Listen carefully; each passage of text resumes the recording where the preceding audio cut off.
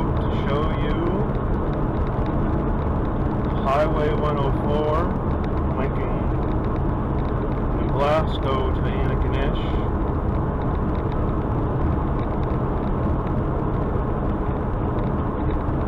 This section of highway has seen over 146 accidents since 2009.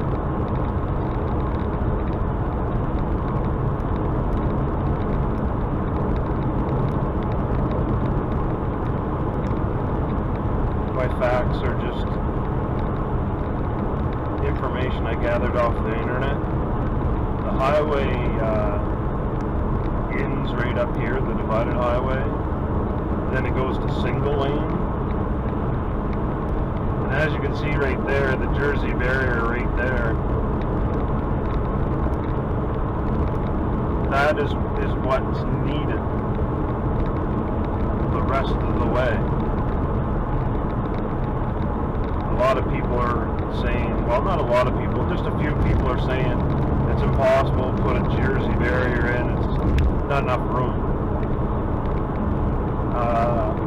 From what I gather, the Jersey barrier, the width of it is 660 millimeters wide, and the cost of putting a Jersey barrier in, frankly, is a lot cheaper than putting the twin highway in. I'm not against putting the twin highway in, but last time I checked, you can't just snap your finger and a twin highway can be put in. So my suggestion is to put the Jersey barrier in, and yeah, widen the shoulder a little bit on either side perhaps. I know there's one section of this highway that the shoulder isn't very wide to begin with, such as right here, but that's because there's two lanes.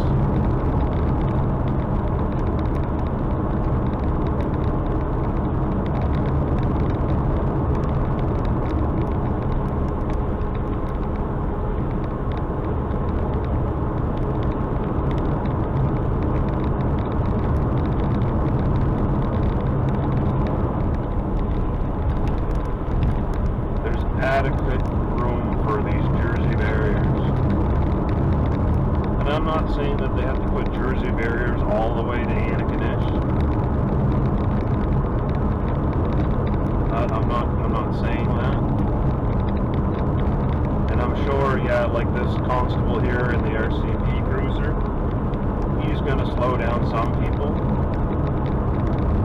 but he's not going to stop that person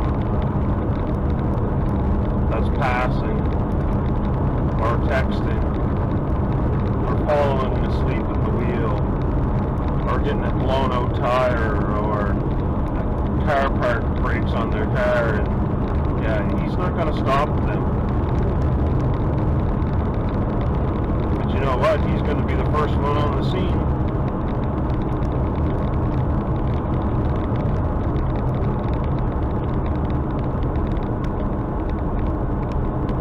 Yeah, this section of the highway right here is definitely wide enough for a Jersey barrier.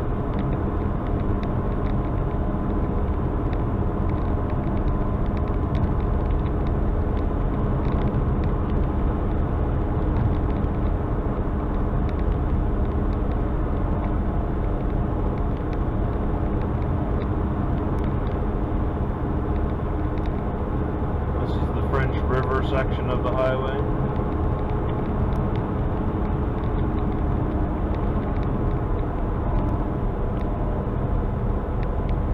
I'm in my car and this transport truck's gonna blow by me. Well, I shouldn't say blow by me, but he's passing me without any effort.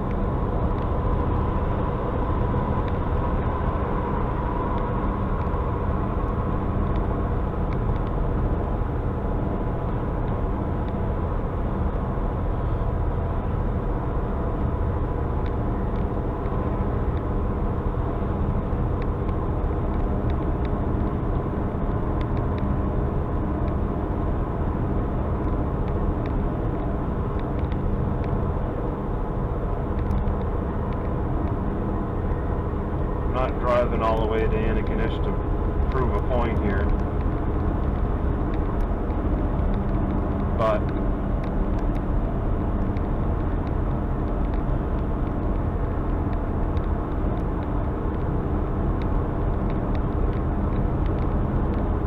all these naysayers that, I don't know, don't think a Jersey barrier is not going to work. Well, it's definitely going to help until they get this land all cleared and approved to put a twinning in.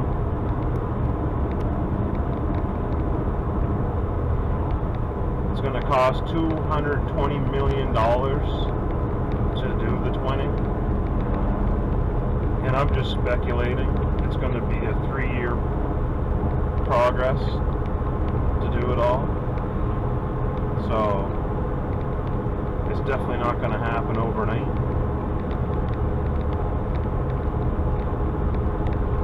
That there spot on the road was from that last accident that just happened recently. God bless the families that were affected by it, and all the first responders as well. But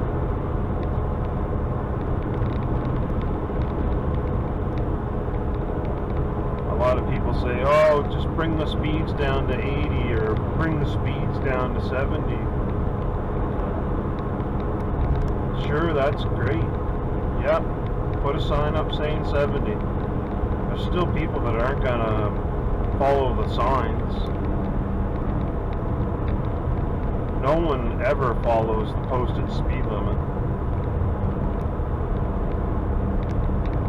There might be, I bet you, 50% of the people on the roads follow the speed limit.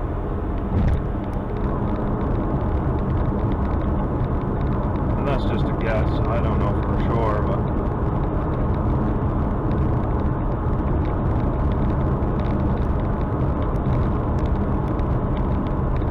so there's about a meter on either side of the road here, and if I was driving right here, I bet you I got about a good meter between me and that barrier. So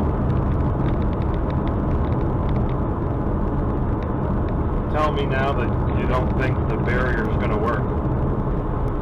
I believe they weigh up to 1,500 kilograms, and when they're interlocked, that's a lot of weight. An SUV, a small truck, a car, they're not going through that. A tractor trailer might pop up and over it a little bit, but I don't know. It'll definitely save head-on collisions. That is for sure. It's not going to prevent all accidents.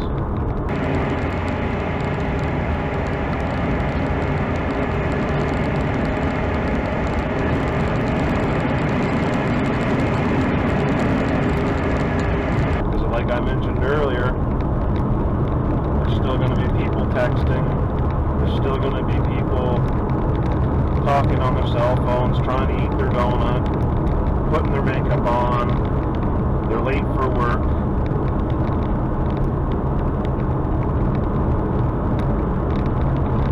Or, simple fact, they just don't know how to drive. They can't judge the distance between the cars, and if you don't know how to drive, that's a big thing right there. If you can't judge the distance between safely passing on a double line, or a passing lane,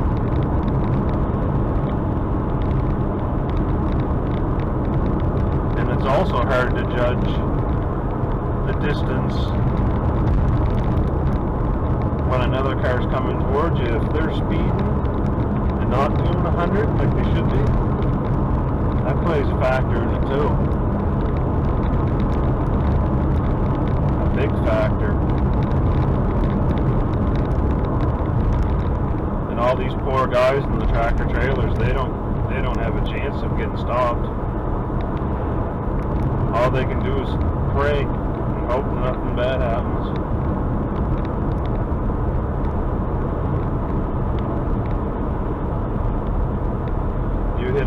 trailer doing 100 and he's doing 100, your must will be hitting a concrete wall at 200. That's what it is. And here comes the Kinseyville Barneys River, exit 29.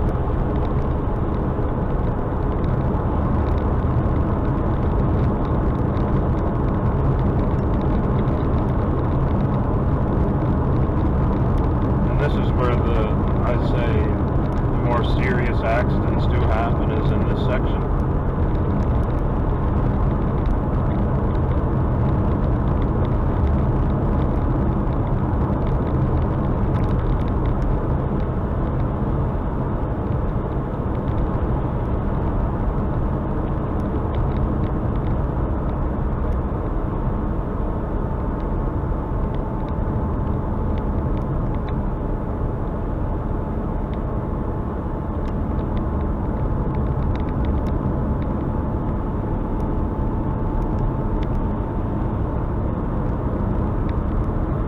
All the first responders from Barneys River Fire Department, they have to come and see these accidents all the time. And I couldn't imagine having to bear to see some of the accidents they see. I know I wouldn't be able to do it. I enjoy horror movies, but that's a movie. I don't want to see that stuff in real life.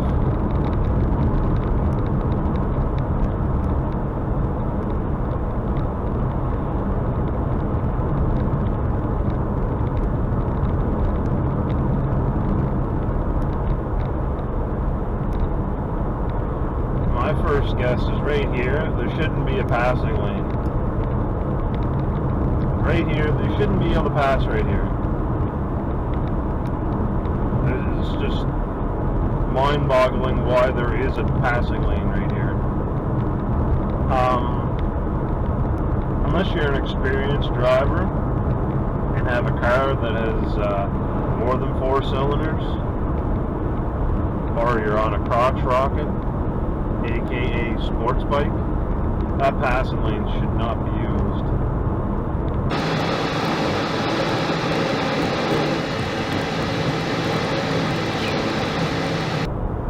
So, I have yet to come to a part of this road that a barrier could not be put on it.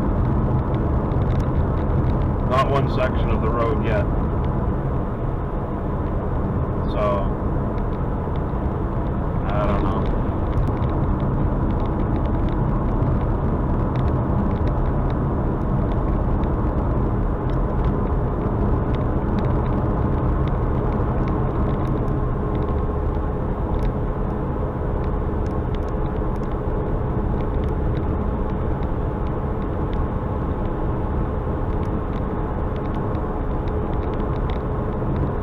Welcome to PIctou County.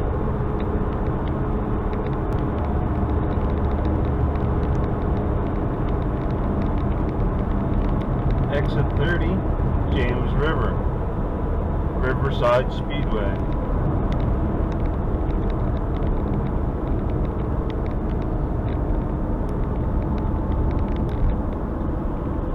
In Riverside Speedway is where racing should stay. For all you street racers out there, and stunters. This highway should be called the Highway of Angels. That's just my thought. Because there's been so many tragedies on this highway, which created a lot of angels, and it only makes sense that this highway, or this section of highway, should be called the Highway of Angels. That's just my 2 cents.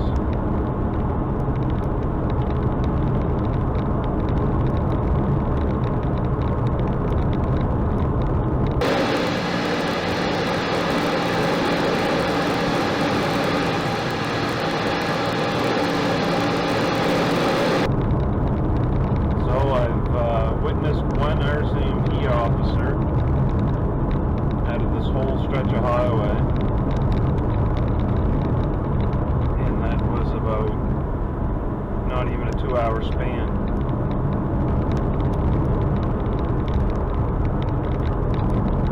Yeah, there's so many variations on why accidents happen on this section of highway. In the winter time, it's snow for sure, and people with all-season tires and driving a little too fast for the conditions.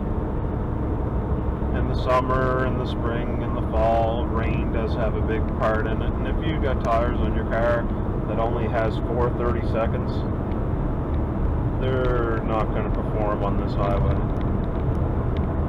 Even brand new tires at 100 kilometers an hour in a heavy rain are not going to perform on this highway. It's just the way the roads got it's like little troughs of water build up, and you hydroplane, and then you lose control, and then you panic, and then when you panic, the worst come out of drivers. I think everybody should be put through a driving course that has these scenarios of hydroplaning in a parking lot and see how good you can re-control the vehicle.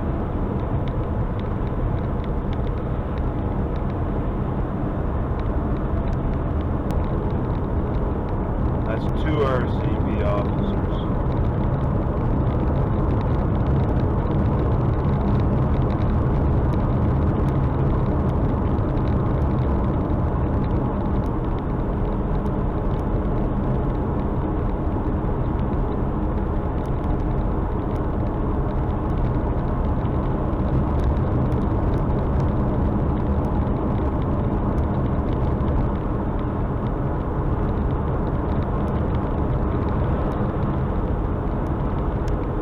RCMP officers in the rounds of 2 hours. Not bad.